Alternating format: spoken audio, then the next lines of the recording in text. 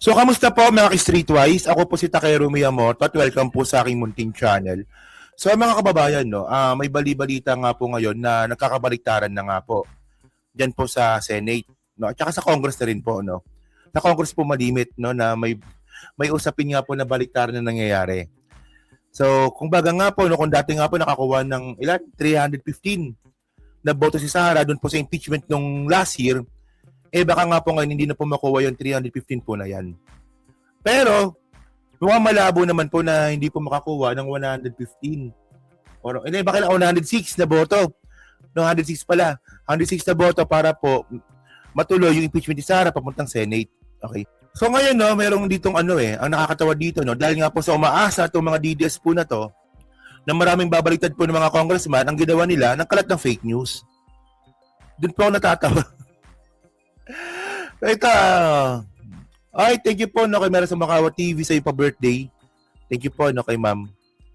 Birthday ko kahapon, ha. So, thank you po. Okay. So, sabi dito, no, ni Ridon, no, na idol nga po ni Sir Toto Ibaldez. Si Ridon, no, Ridon list of salons withdrawing impeachment support bears fake name. O, di ba? Mga kababayan, no, so sobrang desperado po ngayon ng mga bobong mga DDS, gumawa sila ng peking pangalan ng congressman. Sinama nila sa listahan para sabihin nga po na itong mga congressman na to, sila po ang mga babaligtad na. No, na hindi na po pabor sa impeachment ni Sara. Wala lang, fake news for the propaganda lang. Wala lang, ganun lang. The list of lawmakers who have supposedly withdrawn their support from the impeachment move against Vice President Sara Duterte, which being shared in the social media, is being questioned by Bicol Saro Party List Terry Ridon as it contains fake name. So may peking pangalan, no? Sobrang desperado talaga ng mga DDS. Alam niyo mga kababayan, no? Dito po ako natatawa sa mga sa mga DDS. Pangalan na never heard, no? Dito po ako natatawa sa mga DDS, mga streetways So ito po, no, napatunayan na pong fake news po ito. Pero yung mga DDS, no, parang tuwan-tuwa po sila niloloko ng mga influencer nila. Ang dami na pong mga fake news ang ginagawa ng mga DDS influencer. Pero sa mga taga-suporta nga po ni Digong, parang okay na po sa kanila na ginagago po sila. Grabe, no? Ganyan kabobo itong mga DDS. Kasi kayo, for example, kayo. Ako sigurado ako pag ako gumawa ng fake news at naniwala kayo at napatunayan yung fake news po yan. Sisingilin nyo ako Tama, di ba? Ganun po talaga pag nag-iisip. Ako naniniwala po ako na majority po ng mga viewer natin nag-iisip. Kayo po, naniniwala po ako na kayo, hindi po kayo naniniwala sa mga sinasabi ko palagi. Minsan nagdududa po kayo at minsan nag-research kayo. Di ba? Ako naniniwalang ganun po kayo Pero itong mga bobong mga DDS, mga kababayan, kung anong sinabi ng mga influencer nila, ng mga vlogger nila, paniniwalaan na lang po nila yan. Oo, paniniwalaan na lang po nila yan. So, ano ko ba? Tignan nyo ano ba yung, ang daming fake news niyan Actually, yung bangag pa lang fake news na yun yung sinabi dati ng mga DDS, na yung mga memorabilia nga po na ginawa ng mga loyalista tinapon ni First Lady Lisa Marcos.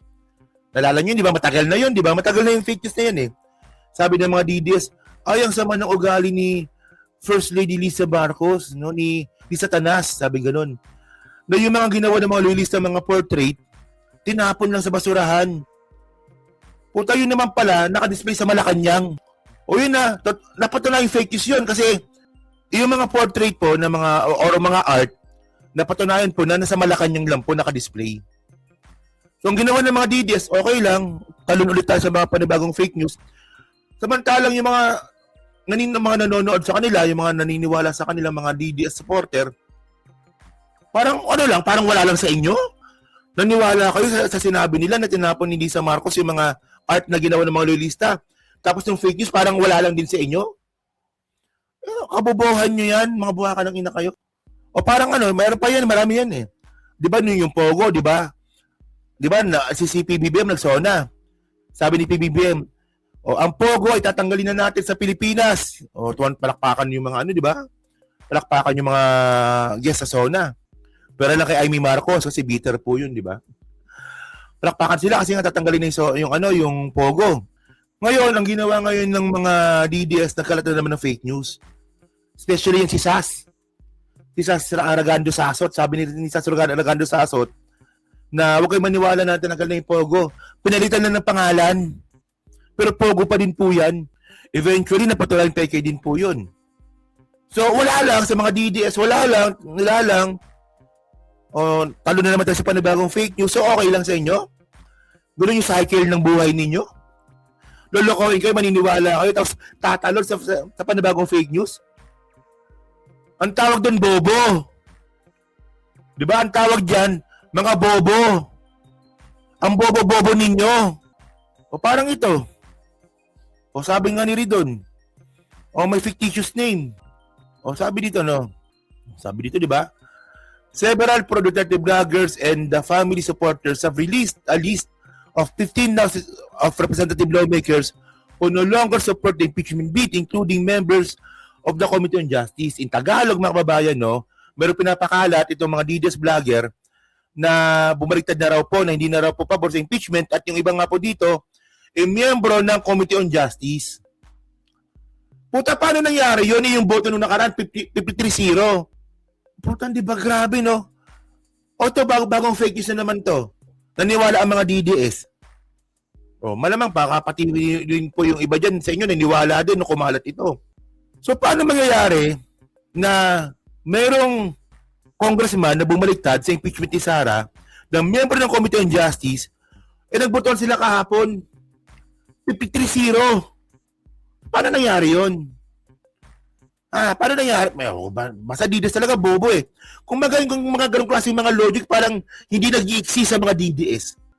Di ba, nakuha niyo yung point ko? Sobrang basic dito eh. Na ganong klaseng logic, hindi nyo man lang maisip, no, na, o nga, no, paano nangyari yun? 53-0 yung boto kahapon, paano nangyari yun? O, yung Kipichun na yan, si Kipichun gumawa niyan eh, no? Na sobrang,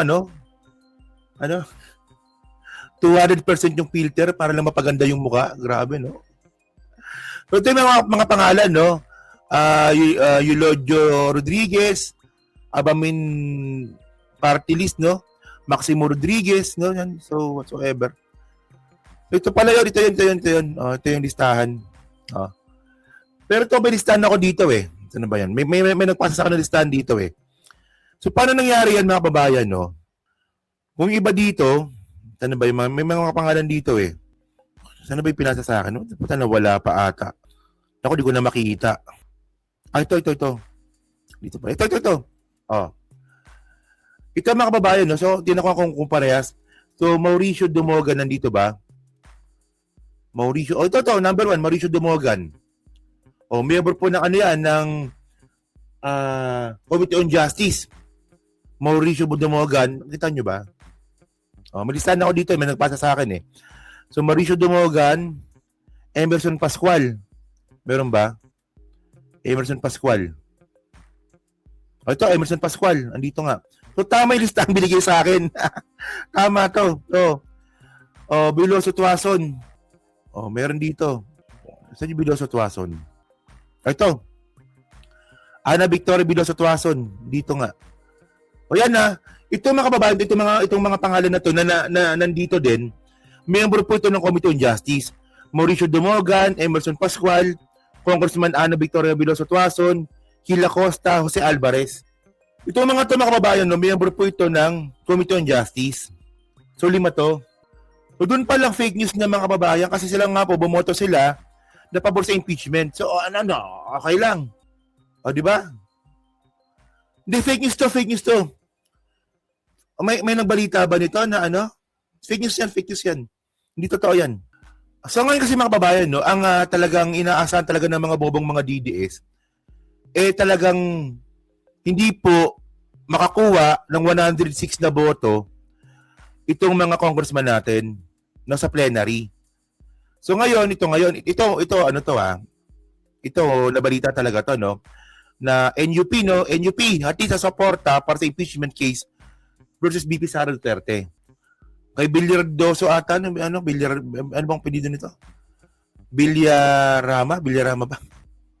Villariano, okay, Villariano pala, Congressman Villariano, Nanatiling hati ang National Unity Party sa pagsuporta sa impeachment case ni VP Sara Duterte ayon kay NUP member at Manila 2nd District Rolando Valeriano.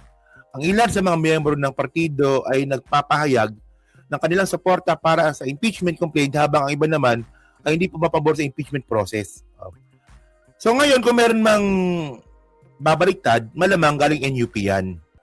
Pero mga babayan, no, yung inaasa po nila, yung inaasahan nila na hindi makakakuha ng 106 na boto sa plenary, parang malabo mangyari.